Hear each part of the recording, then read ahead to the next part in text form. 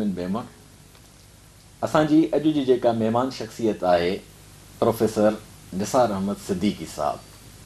पाण हवालो आहिनि इदारा साज़ीअ जो ऐं तालीमी मैदान में क़ौम जे ॾुतड़ियल हालात खे सघारो करण जे लाइ हिकु मिसाली नमूनो असां खेनि पंहिंजे प्रोग्राम में भलीकार चऊं था।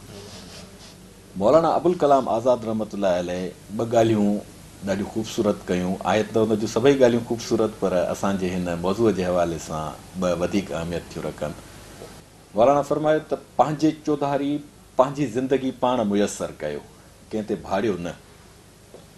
ॿियो चयनि त वक़्तु पंहिंजो कुल्हो सभिनी खे आछींदो आहे। जेको वक़्त जे कुल्हे ते सवार थींदो आहे वक़्तु उनखे पाण सां गॾु खणी वेंदो आहे। जेको कीॿाईंदो आहे उहो उते ई रहिजी वेंदो आहे, वक़्तु वञी अलाए किथे पहुचंदो आहे। तव्हांजी ज़िंदगीअ में जेको तव्हांजो किरदारु नज़र अचे थो उहो हिकिड़ो मुस्तनद हवालो आहे रोल मॉडल शख़्सियत जे हवाले सां। त तव्हां इन्हनि ॿिन्ही शयुनि ते अमल कयो। पंहिंजे चौधारी पंहिंजी ज़िंदगी पाण मुयसरु कई ऐं वक़्त जे कुल्हे ते तव्हां सवार थियो, जंहिंजे करे पंहिंजे वक़्त जी रफ़्तार सां हींअर रवंदा आहियो। सवाल असांजो तव्हां खां इन हवाले सां ई आहे त असांजे सिंध जा ॿिया बि केतिरा ई तव्हांजी जनरेशन जा पढ़ियल गढ़ियल माण्हू आहिनि।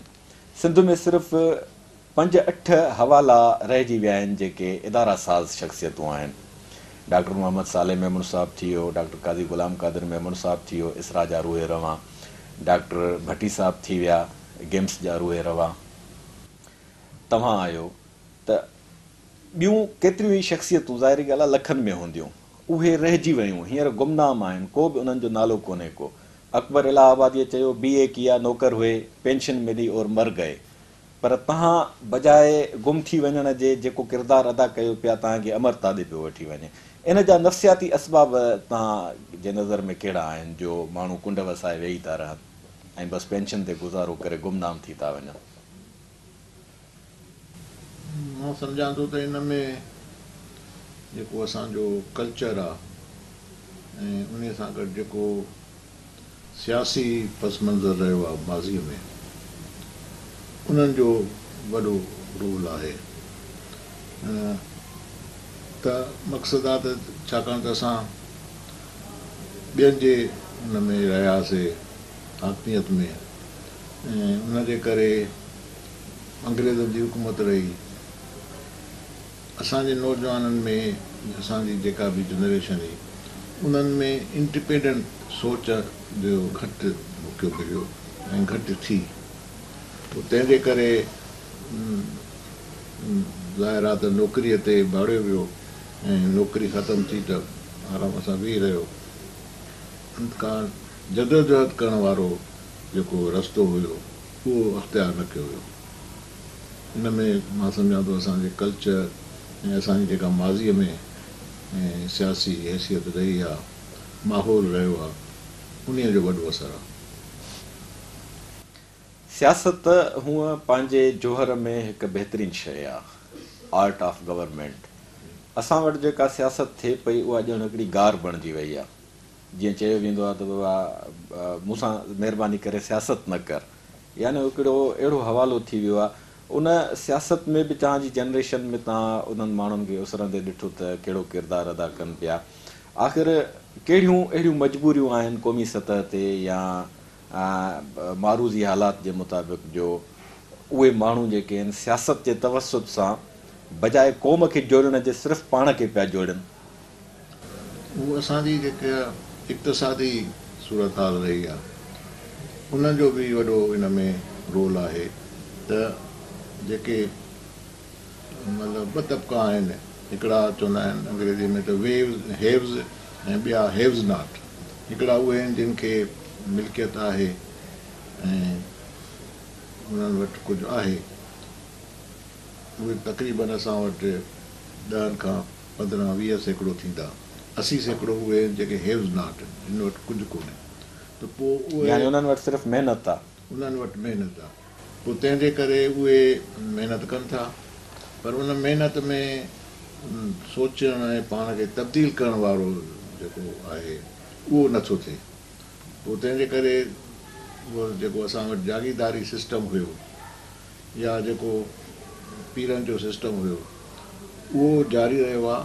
ऐं उन में असांजी सियासत ईअं इन में थी आहे त इक़्तिसादी ज़रियनि जा बि उहे ई मालिक ऐं सियासत में बि उहे ई लीडर, त पोइ अॻिते ॿियनि खे मौक़ो ई न मिलियो आहे सोचण, उन्हनि खे वरी सोचण बि न ॾिनो वियो आहे। असांजो तालीमी निज़ाम बि अहिड़ो आहे जंहिंमें इहो सोचण जो मादो नथो पैदा थिए, त नतीजे में पोइ इहे नौकिरीअ जे पोयां तलाश कंदड़ ऐं पोइ कॾहिं कंहिंजे कढाइनि कॾहिं कंहिंजे कढाइनि, ईअं थिए थो। माना असां ग़ुलामीअ जी अहिड़ी बदतरीन सूरत हाल में आहियूं जो नौकर थियण खे एॾी वॾी अहमियत था ॾियूं जो नौकिरीअ जी तलाश में पंहिंजो पाण खे बि रखूं था ऐं पंहिंजनि बचनि जे लाइ बि नौकिरी त टोकरी आहे जेका खणण खां पोइ माण्हू हिते नौकिरी की ते नखरा की।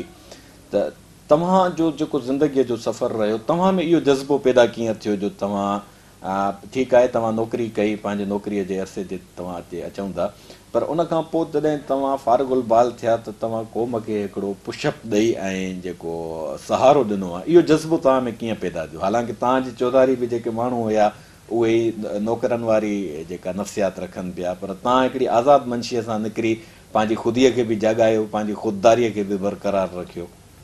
बसि इन में मुंहिंजे मां सम्झां थो त वॾे में वॾो जेको हुयो असरु उहो मुंहिंजे वालदेन जो हुयो ऐं उन्हनि अहिड़े क़िस्म जी सोच मूंखे ॾिनी।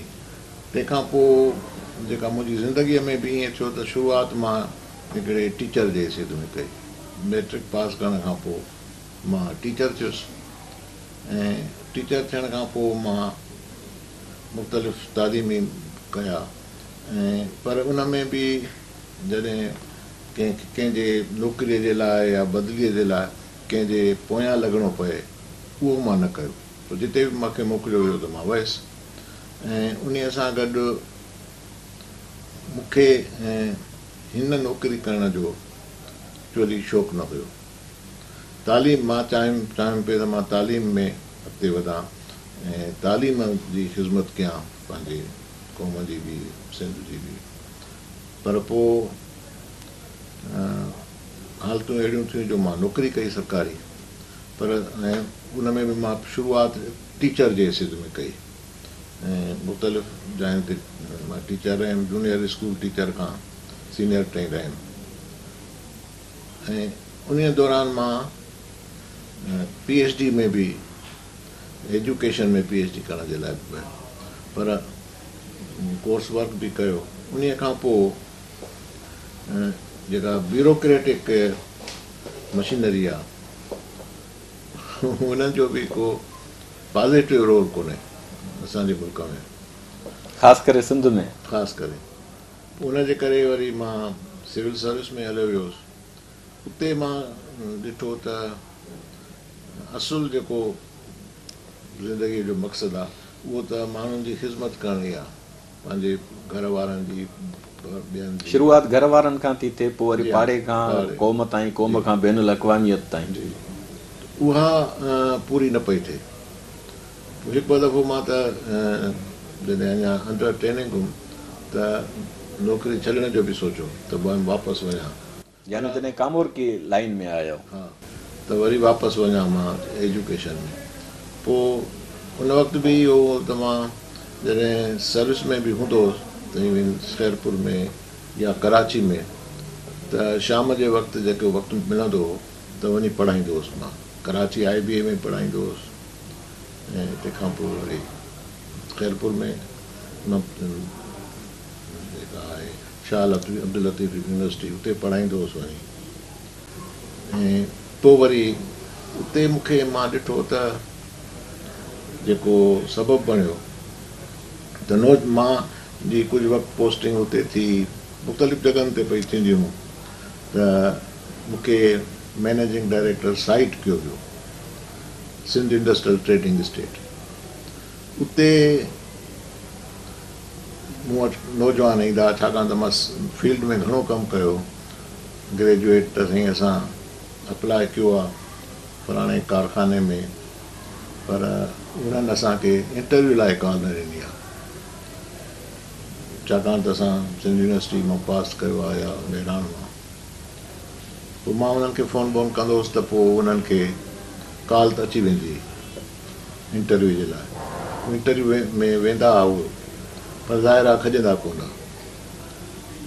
ऐं न खॼण जो सबबु पोइ हू त वञी वापसीअ ते इहो ई बयानु कंदा त साईं छाकाणि त असां सिंधी आहियूं तंहिं करे असांखे न खयूं। पर मां सोचींदो हुउसि त इहो सबबु बि थी सघे थो, पर वॾो सबबु इहो आहे त उन्हनि वटि एफिशिएंसी कान्हे। ज़ाहिर आहे हिकिड़ो प्राइवेट सेक्टर में कॉर्पोरेशन में कंहिंखे रखंदा त उहो उनखे रखंदा जेको कुझु रिटर्न बि ॾिए, कुझु फ़ाइदो बि ॾिए, ऐं तॾहिं ॾींदो जॾहिं हुनखे कुझु अचे।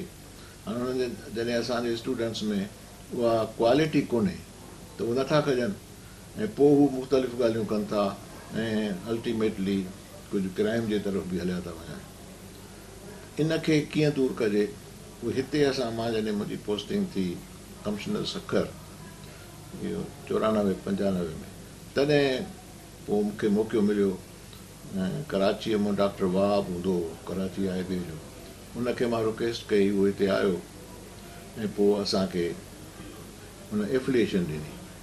हुननि चयो त तव्हां पंहिंजो शुरू कयो। पोइ ज़ाहिर आहे को ज़रियो त कुझु कोन हो। पोइ पब्लिक स्कूल सखर जे 2 कमरा ख़ाली कराए ऐं उते असां क्लास शुरू कया। ऐं न को बजट हुई, न को सिंध गवर्नमेंट को ख़बर पर पोइ आहिस्ते आहिस्ते हिते बिल्डिंग ठही वई ऐं हिन वक़्तु माशाअल्लाह तमामु पाकिस्तान में जेके 5 बहितरीन यूनिवर्सिटीज़ आहिनि उन में शुमारु आहे। त उन में इन करण जो मक़सदु इहो त असां नौजवाननि में क्वालिटी वारी तालीम पैदा कयूं।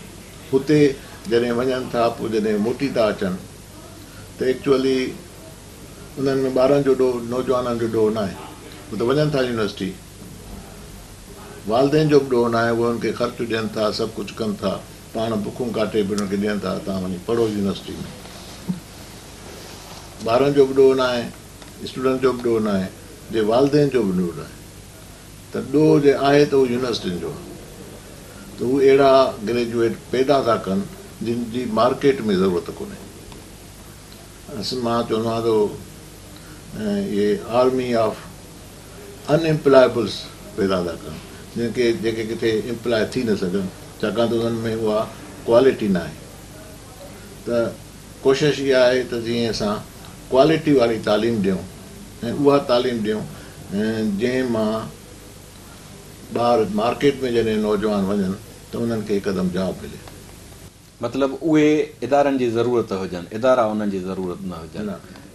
तव्हां यूनिवर्सिटीज़ जे तरफ़ आयो ऐं यूनिवर्सिटीज़ जा वाइस चांसलर हींअर जेके लॻनि था, उन्हनि में काफ़ी सारियूं अहिड़ियूं ख़बरूं अचनि थियूं त माना उहे ब्रीफ केस पुॼाए ऐं पोइ अची पंहिंजे हुन कुर्सीअ ते वेहनि था।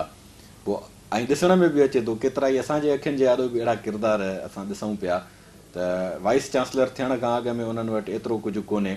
वाइस चांसलर थियण खां पोइ उन्हनि जा पऊं 12 थी था वञनि ऐं उन्हनि वटि उन्हनि जा जिंसी स्कैंडल्स बि साम्हूं था अचनि, माना शर्मनाक हद ताईं। यानी उन्हनि में जेको इहो जज़्बो आहे, वाइस चांसलर हिकु वॾो एज़ाज़ ऐं वॾी ज़िम्मेवारी आहे, उहे बजाए को हवालो बणजण जे शर्मनाक हवालो पिया बणजनि। डॉक्टरेट उन्हनि जी, आला तालीम याफ़्ता, वॾनि वॾनि ख़ानदाननि मां उन्हनि जी ॻणप, इहा कहिड़ी नफ़्सियात आहे? इहो मां हिन में ज़्यादा त कमेंट न करे सघंदुमि, पर मां नथो सम्झां त को ईअं बि आहे। पर काफ़ी सुठा वाइस चांसलर बि आहिनि, रहिया बि आहिनि ऐं हाणे बि आहिनि। उन्हनि खे रहण ॾिनो थो वञे। बाक़ी उते जेके विदिन द यूनिवर्सिटी या यूनिवर्सिटी जे ॿाहिरां जेके आहे इन्वायरमेंट आहे, उनजो बि वॾो विच में मां चवंदुमि त उन्हनि जो जे इन नतीजे में ई थिए थो।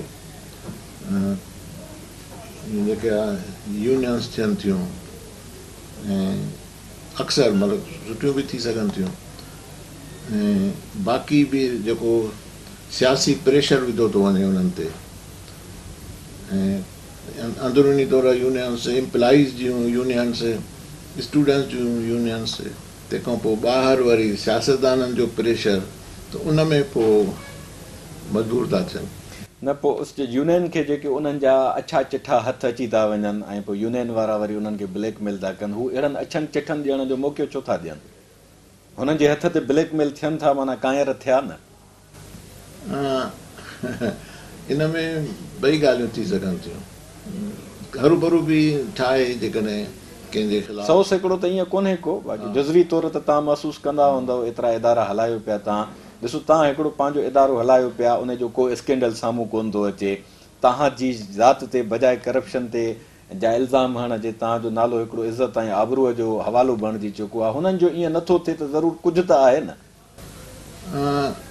बसि इहो आहे त हिकिड़ो जेको मूंखे महसूसु थिए थो इहो आहे त पाण खे कंटिन्यू करण जे लाइ पोइ मजबूरन के ॻाल्हियूं मञणियूं थियूं पवनि, ऐं पोइ उहो हिकु दफ़ो जेकॾहिं तव्हां मञो त पोइ वञनि थियूं, वधंदियूं, ऐं पोइ उहे ब्लैकमेल जी हद ताईं बि अची थियूं वञनि। गुफ़्तगूअ खे असां जारी रखंदासीं, वठूं था हिकिड़ी नंढड़ी साई।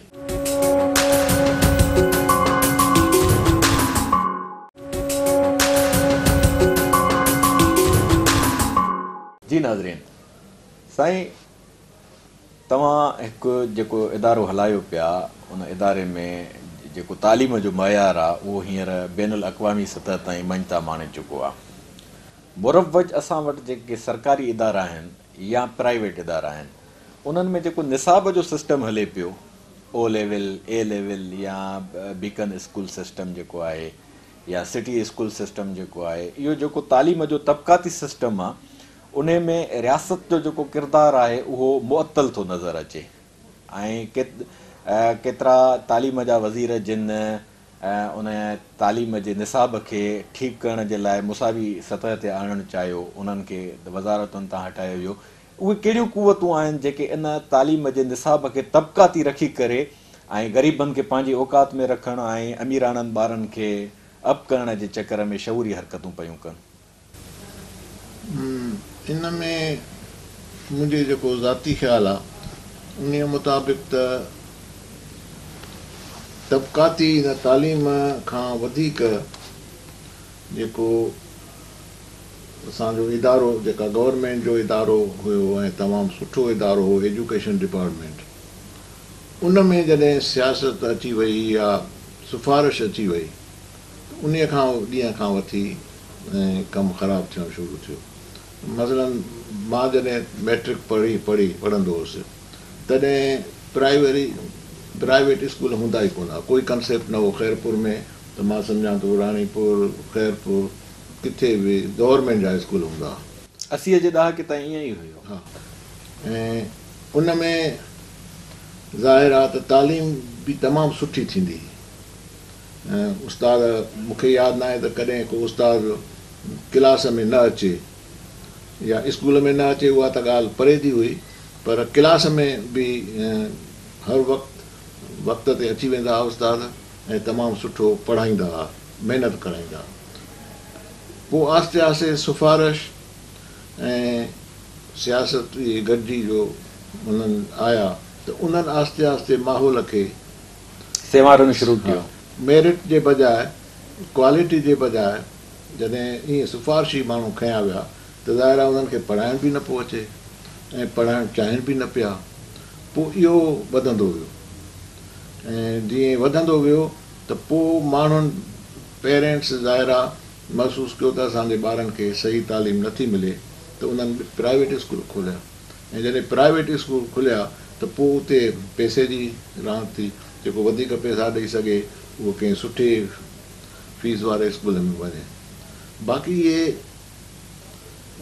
इन खां अलावा सम्झो कैम्ब्रिज सिस्टम आहे, ओ लेवल, ए लेवल, हाणे उहो को पाकिस्तानी सिस्टम कोन्हे, इंटरनेशनल आहे, ॿाहिरि बि पढ़ी अचनि था।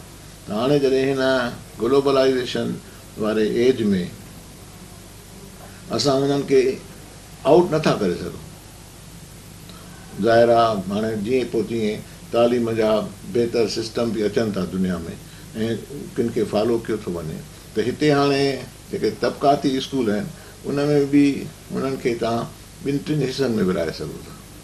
हिकिड़ा उहे आहिनि जेके मौजूदा तालीमी रिक्वायरमेंट मुताबिक़ सुठी तालीम ॾियनि था, उन में कैम्ब्रिज सिस्टम बि हुजे थी सघे थो, ॿिया बि प्राइवेट स्कूल थियनि था। हिकिड़ा उहे आहिनि जेके तमामु थोरनि पैसनि ते ईअं कमर्शियल नमूने हलाइनि था।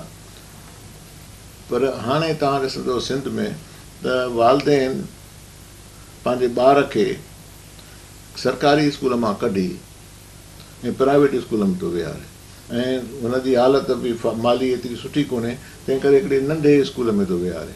हाणे उते का तालीम सुठी कोन थी ॾिनी वञे, पर वालदेन खे इहो रवाज बणिजी वियो आहे त असांजो ॿार प्राइवेट स्कूल में थो पढ़े, न उते कुझु न कुझु बहितर तालीम मिलंदसि। हिते हाणे कुझु नथो पढ़े। जिन बि पेरेंट्स खां पुछंदा आहियूं, इवन जो टीचर्स आहिनि उहे पाण सरकारी स्कूल में आहिनि, वेंदा कोन्हनि, पघार वठंदा आहिनि, पंहिंजे ॿारनि खे उन्हनि प्राइवेट स्कूल में रखियो। सो इहो हिकिड़ो थी वियो आहे। पर जेकॾहिं गवर्नमेंट जे स्कूलनि में क्वालिटी बहितर थिए त मां सम्झां थो त इहे तबक़ाती स्कूल जेके आहिनि इहे ख़ुदि ब ख़ुदि ख़तमु थी वेंदा।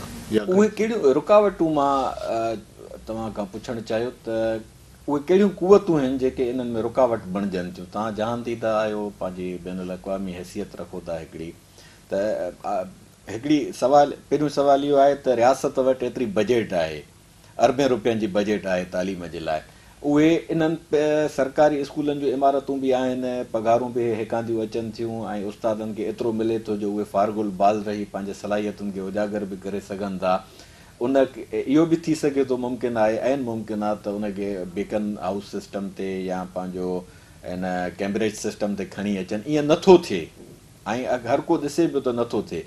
उहो न करणु ॾियण वारियूं कुवतूं कहिड़ियूं आहिनि? वॾे में वॾी त इकनॉमिक फोर्सिस आहिनि, छाकाणि त ज़ाहिर आहे वालदेन या एतिरा एफोर्ड नथा करे सघनि। ॿियो मां चवंदो आहियां त टे आहिनि सबब जिन जे करे असांजी तालीम बहितर नथी सघे। इन टिनि खे हुनखे जेकॾहिं मैथमेटिक्स जे फार्मूला में मां लिखिजे त Q square R, Q multiplied by Q multiplied by R. हिकिड़ी क्यू आहे क्वांटिटी जी। हाणे माशाअल्लाह असांजी पॉपुलेशन एतिरी वधी वई आहे जो हिन वक़्तु बि मां सम्झां थो 40% जे क़रीब ॿार जेके आहिनि से आउट ऑफ स्कूल आहिनि, जिन कॾहिं स्कूल ॾिठो ई कोन्हे प्राइमरी खां वठी। ऐं वरी जेके स्कूल में आहिनि उन्हनि सां कहिड़ी हालत थी थिए, तंहिंजे करे हाणे ॾिसंदो त सिंध में हिकिड़ी मां सर्वे पे ॾिठी त जेके ॿार प्राइवेट स्कूलनि में वधीक आहिनि गवर्नमेंट स्कूलनि खां। त इन जे करे हिकिड़ी त एक्सेसिबिलिटी घटि आहे ॿारनि जी तालीमी लिहाज़ जे करे, ऐं ॿी आहे क्वालिटी। बसि जेके ॿार स्कूल अचनि था उन्हनि खे पढ़ायो नथो वञे ऐं उन में काफ़ी किथे ईअं त न आहे त उहे उस्ताद जेके उन्हनि जा सब्जेक्ट खणनि था उन्हनि खे पाण ई नथो अचे। तव्हांखे मतिलबु ॿुधी ॾुख थींदो ऐं हुते बि नाराज़ थींदा। सभिनी खां बेसिक शइ आहे जेका एजुकेशन में त टीचर सुठा हुजनि, ऐं टीचर सुठा हुजण तॾहिं थींदा जॾहिं हुनजी तालीम सुठी हुजे। ऐं तालीम में जेका हिकिड़ी आहे कंटेंट, जंहिं सब्जेक्ट जो हिसाबु साइंस जेका सब्जेक्ट हुजे उहा उन्हनि खे अचे। तंहिंखां पोइ आहे उन्हनि जी पेडागाजी, मेथाडोलॉजी, त कहिड़े नमूने पढ़ायो थो वञे। अॼुकल्ह दुनिया में इन ते ज़ोर आहे। हिते बि पहिरियों 1 साल जी हूंदी B.Ed, मां बि कई, ऐं हाणे 4 सालनि जी B.Ed आहे USAID जे चवण सां। असां वटि उहे असां टीचर, छाकाणि त स्कूल बि कुझु असां वटि आहिनि, त जॾहिं असां उन्हनि जी रिक्रूटमेंट लाइ इंटरव्यू कंदा आहियूं, टेस्ट वठंदा आहियूं, त जिन 4 साल B.Ed पढ़ी आहे डिग्री अथनि उन्हनि वटि, ऐं मे बी A ग्रेड जी हूंदी आहे, पर उन्हनि खां जेकॾहिं मां पुछंदो आहियां, इहो कॉमन सुवालु आहे, मां पुछंदो आहियां त तव्हां घणा सब्जेक्ट पढ़िया, हू चवंदा आहिनि त 15-20। ॿिनि सब्जेक्ट जा नाला ॿुधायो, न ॿुधाए सघंदा आहिनि। किताबनि जो नालो ॿुधायो, न ॿुधाए सघंदा आहिनि। ऐं इहो जॾहिं इहो ॾुख थियो त जंहिं कंटेंट में बि इहा साई ॻाल्हि आहे। असांखे फिज़िक्स जो टीचर खपे, नथो मिले। हालांकि असां हिते IBA में उनजी पघार बि मार्केट रेट सां आहे, वधीक पघार बि ॾींदा आहियूं, सभु सहूलियतूं आहिनि, पर उन क्वालिटी वारा न, घुर्बल मयार वारा उस्ताद नथा मिलनि। असांजी यूनिवर्सिटियूं नथियूं पैदा कनि, ऐं उन्हनि वटि न पैदा करण जा सबब बि आहिनि। उन्हनि सबबनि ते रोशनी विझूं। उहे सियासी बि आहिनि, समाजी बि आहिनि, इक़्तिसादी बि आहिनि। इक़्तिसादियात त तव्हां पाण चयो त मतिलबु हिते जेको 20% माण्हू आहिनि जिन वटि रिसोर्सिस आहिनि, ज़मीनूं बि उन्हनि वटि आहिनि ऐं सरमाया बि उन्हनि वटि आहिनि ऐं सियासी पावर बि उन्हनि वटि, ऐं सियासी पावर। पार्लियामेंट में हलिया वञो तव्हांखे या पीर नज़र ईंदो, या मुलो नज़र ईंदो, या ज़मींदार नज़र ईंदो, या पंहिंजो जेको आहे सो उहो सोसाइटीअ जो हिकिड़ो मुक़दस ज़ात वारा माण्हू नज़र ईंदा, पंहिंजे लेखे जेके मुक़दस आहिनि। त उहे पोइ उते वेही ऐं अहिड़ी कानून साज़ी था कनि, अहिड़े क़िस्म जूं हरकतूं था कनि जेके सिर्फ़ु उन्हनि जे ई मफ़ादनि में हलंदियूं थियूं वञनि। त उन में असां जेको रियासती हवाले सां हिकिड़ी आज़ादी वरितीसीं 1947 में, ख़बर न आहे उहा आज़ादी हुई अलाए छा हुई, सम्झो था त असांखे अञा हिकिड़ी आज़ादी खपे जंहिंमें असां पॉलिसियूं पंहिंजो आज़ादीअ सां ठाहे सघूं, उन्हनि खे असां उन्हनि खे अप्लाई करे सघूं, उन्हनि खे अमल में आणे सघूं। यकीननि खपे, पर हाणे कीअं अचे उनजो उन ते तव्हां पंहिंजे तौर ते तालीम जे हवाले सां उन आज़ादीअ जे लाइ विख खई आहे त बाबा क़ौम खे ज़हनी तौर ते बि आज़ादु कजे। हिन साल जेको इकनॉमिक्स में नोबेल प्राइज़ मिलियो आहे, तव्हां ॾिठो हूंदो, उहे टे माण्हू आहिनि जिन खे गॾियल मिलियो आहे। हिकिड़ी हुन में लेडी आहे ऐं 2 आहिनि जेंटलमैन, ऐं हिकिड़ी उहा इंडियन बि आहे। उन्हनि जेका रिसर्च कई आहे उहा उन्हनि जो थीम हुयो त जेके डेवलपिंग कंट्रीज़ आहिनि दुनिया जो, जेके अञा पोइते पियल मुल्क आहिनि, माना उसरंदड़ मुल्क जेके उसरियल न आहिनि, जेके पॉवर्टी जिन में घणी आहे, उन्हनि मुल्कनि जूं कहिड़ियूं पॉलिसियूं आहिनि जेके पॉवर्टी खे घटि कनि थियूं। ऐं पोइ उन्हनि फील्ड में खई आहे हेल्थ ऐं एजुकेशन।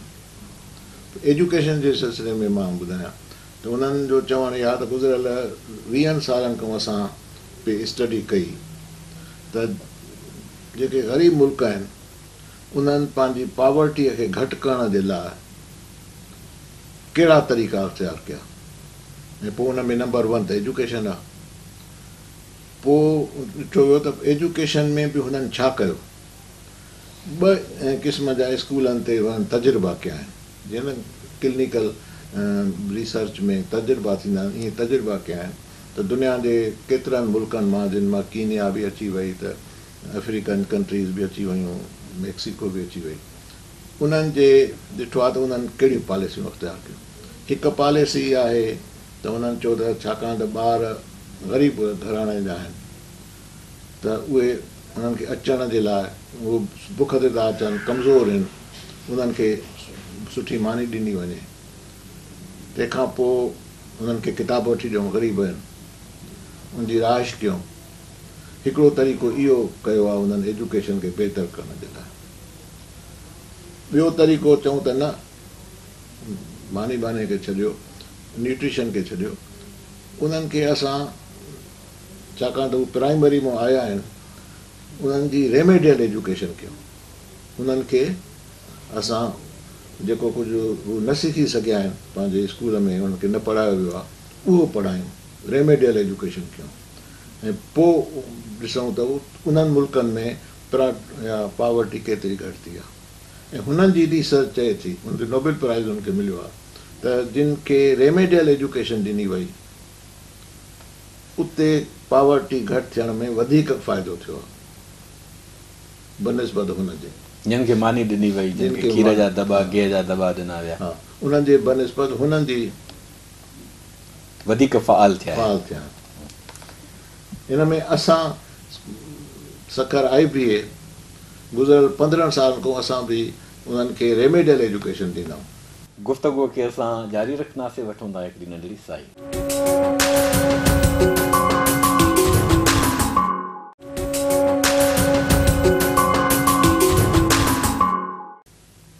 तव्हांजो इहो जेको किरदारु रहंदो थो अचे, उन में हिकिड़ी शइ जेका मां महसूसु कई आहे, तव्हां सां राब्ते में अचण खां पोइ, त तव्हां सां अप्रोच करणु को मसइलो कोन्हे। तव्हां कॉल बि अटेंड कयो था, मोट बि ॾियो था, सभु कुझु चयो था। हालांकि कुदरत जेको हींअर तव्हांखे रुतबो ॾिनो आहे, उन में तव्हां समाज जी ज़रूरत आहियो ऐं समाज खे तव्हां अॾियो पिया। तव्हांजी हैसियत, जहिड़ी हैसियत रखंदड़ ॿिया जेके इदारनि में आहिनि, या काफ़ी एतिरा सियासतदान या जिन खे वज़ारतूं मिलनि थियूं, या जेके इहे मनसबदारी रखनि था, उन्हनि में हिकिड़े क़िस्म जी रऊनत ऐं तकबुर जी पलीताई उन्हनि खे थिपे थी छॾे। न कॉल अटेंड कनि, न का मोट ॾियनि, ऐं ताक़तवर माण्हूअ जे आॾो वरी डुकी वञी पहुचनि, उन्हनि जे आॾो लेथड़ियूं बि पाइनि, उन्हनि जे आॾो ख़ुशामद बि कनि, उन्हनि जी चापलूसी बि कनि। तव्हां इन्हनि शयुनि खां बचियल आहियो। उन में तव्हां पाण ॿुधायो त तव्हांजे वालदेन जी तालीम ऐं तरबियत बि कार फ़रमाए। इन्हनि माण्हुनि में जेके इहे शयूं अची थियूं वञनि, छा इन जो सबबु इहो आहे त उहे पंहिंजे अंदर में खोखला आहिनि, इन जे करे तकबुर जी पलीताई उन्हनि खे थिपे थी छॾे, या उन्हनि जी तरबियत थियल नाहे? ॿई फैक्टर आहिनि, जंहिंमें तरबियत जी बि घटिताई आहे, ऐं इहे घणो करे जेकॾहिं न आहे हैसियत ऐं माण्हू उन हैसियत जो ॾेखारणु चाहे, त पोइ इहे कॉम्प्लेक्सिस बि आहिनि, इंफीरियरिटी कॉम्प्लेक्स त सुपीरियरिटी कॉम्प्लेक्स, इंसान जूं मुख़्तलिफ़ जेके आहिनि से हैसियतूं थी सघनि थियूं। इहो मतिलबु उहे नफ़्सियाती मरीज़ चइजनि, या जेके नफ़्सियात में जीअं विराईंदा आहिनि, त किन खे इंफीरियरिटी कॉम्प्लेक्स हूंदी आहे, किन खे सुपीरियरिटी कॉम्प्लेक्स हूंदी आहे, त उहे कॉम्प्लेक्सिस बि थियनि था। बसि दुआ ई करे सघे थी त साहिब ॾे शिफ़ा मिया मरीज़नि खे। सिंध में जेके हींअर हालतूं असांजूं तव्हां ॾिसो पिया, उन्हनि में कामोर की जेका फील्ड तव्हां पंहिंजूं ख़िदमतूं सरअंजाम ॾेई आया आहियो, ऐं उन्हनि में तव्हां जेतिरो डिलीवर करे सघिया हूंदव, तव्हां महसूसु कंदा आहियो त तव्हांखे तव्हांजे जंहिं इलाइक़े में तव्हांजी पोस्टिंग हुजे, उतां जा सियासतकार या जेके उतां जा गवर्नमेंट जा जेके MPs MNAs सेनेटर्स हुजनि, मुदाख़लत कंदा हुआ? उहे तव्हांखे पंहिंजे उताकुन ते घुराइण ते मजबूर कंदा? न, मूंखे कॾहिं कोन कयूं। मतिलबु सभिनी सां ज़ाहिरा दुआ सलाम था रहियो आहे ऐं रहे थो, पर मूंखे कॾहिं बि कोन। ऐं इहो बि असांजे ब्यूरोक्रेट्स में या उन वधाए चयो वेंदो आहे त न साईं सियासी मुदाख़लत आहे, ईअं बि कोन्हे। जेकॾहिं तव्हां पाण सही कमु कयो था ऐं उहो उन्हनि खे एक्सप्लेन बि कयो था, त घणे भाङे मुंहिंजे ख़्याल में त 90% राज़ी थी वञनि था। पोइ साईं तव्हां ॾिसो वेठा था त को बि वज़ादार ऐं ईमानदार ऑफिसर 2 हफ़्ता 3 हफ़्ता रही उन खां पोइ वरी टपड़ गोल करे थो वञे। इन जा असबाब छा आहिनि? या सियासी मुदाख़लत न आहे?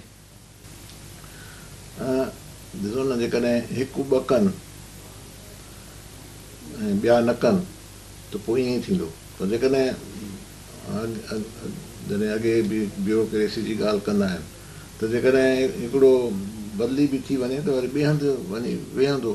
ज़ाहिर आहे उते एतिरी उनखे लिक्यूरेटिव जॉब न बि हुजे, पर ठीकु आहे, मुख़्तलिफ़ जायुनि ते माण्हू मुख़्तलिफ़ बदिलियूं थियनि थियूं।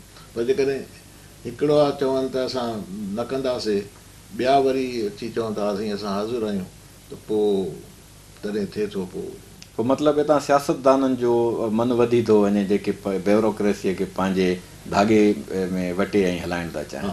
पर उन में मुंहिंजो तजुर्बो आहे इहो आहे त सियासतदान बि हर ॻाल्हि में नथा कनि।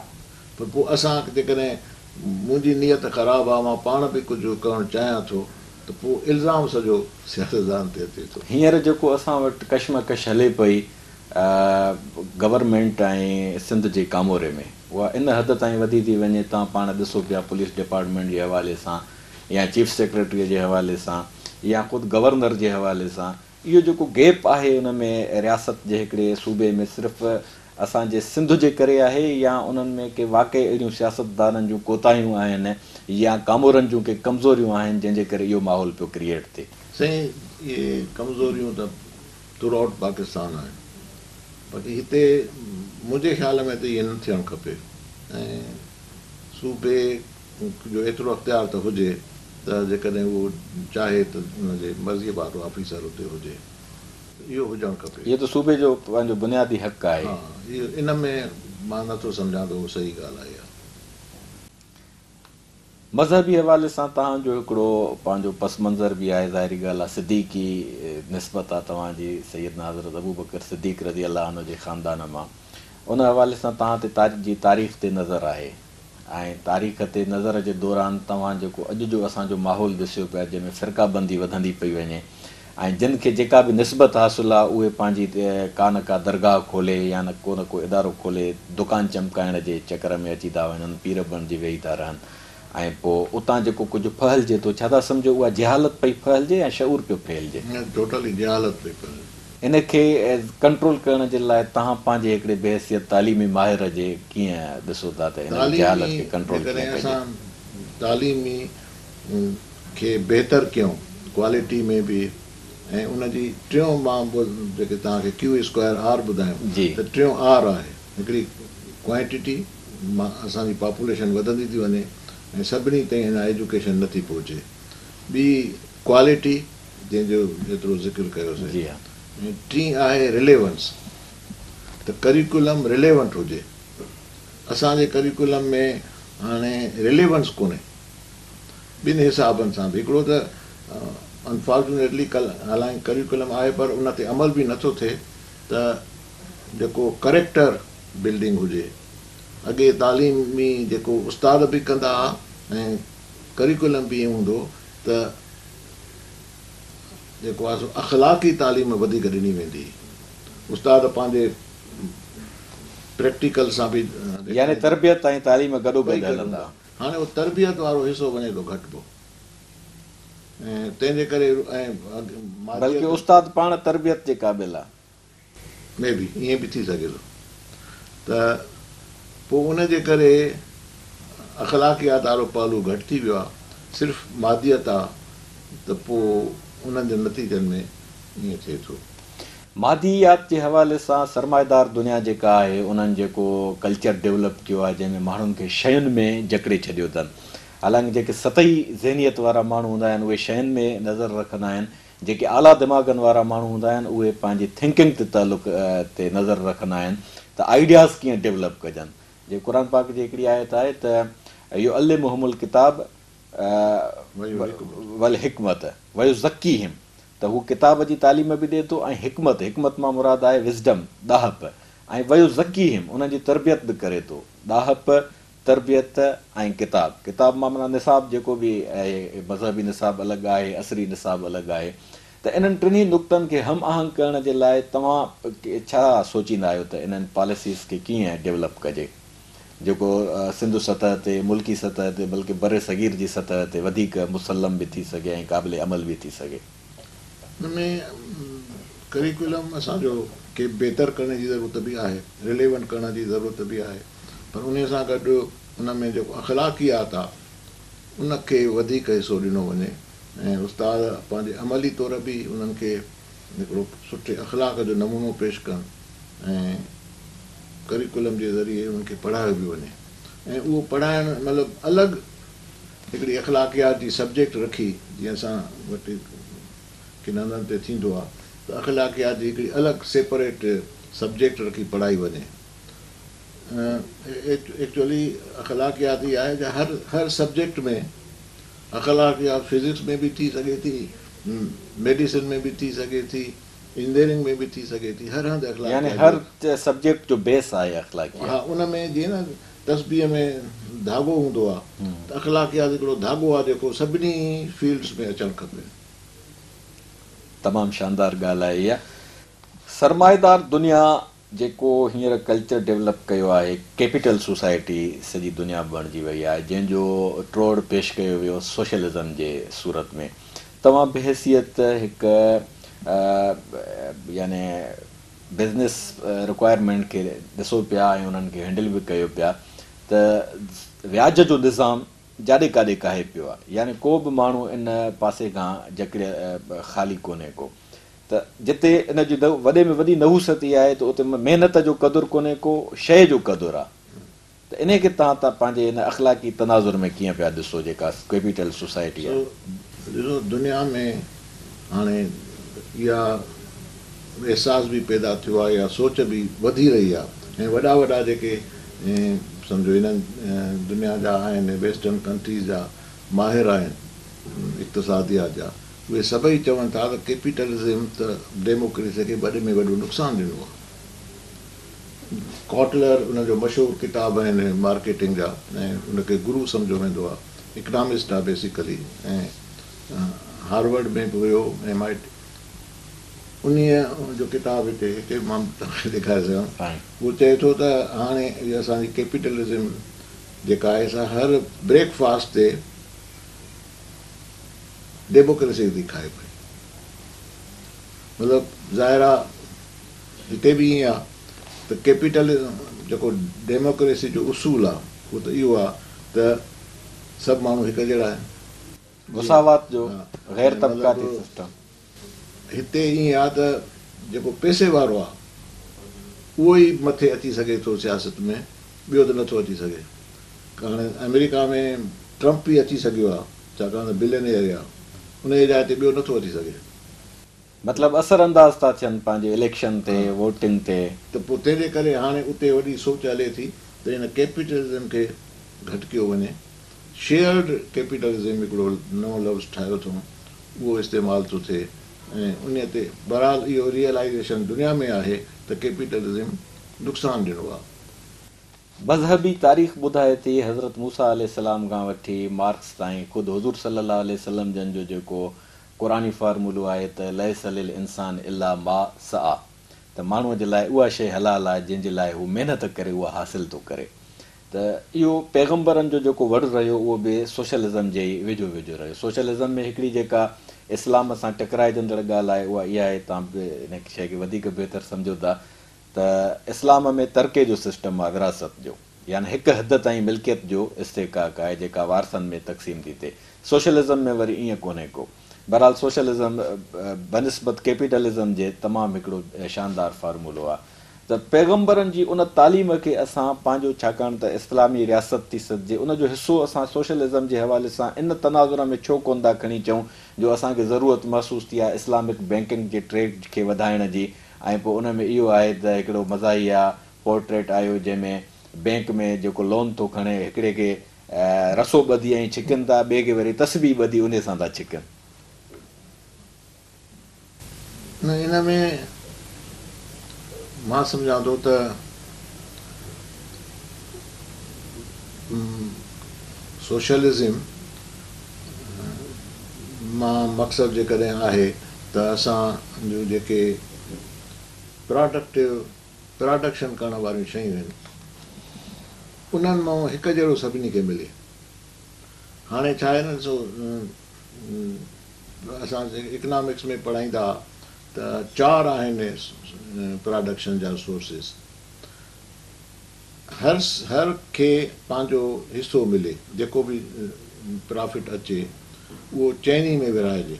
हिकिड़ो लेबर आहे, हिकिड़ो मैनेजमेंट आहे, हिकिड़ो जंहिं कैपिटल जंहिं ॾिनो आहे सरमायो ॾिनो आहे।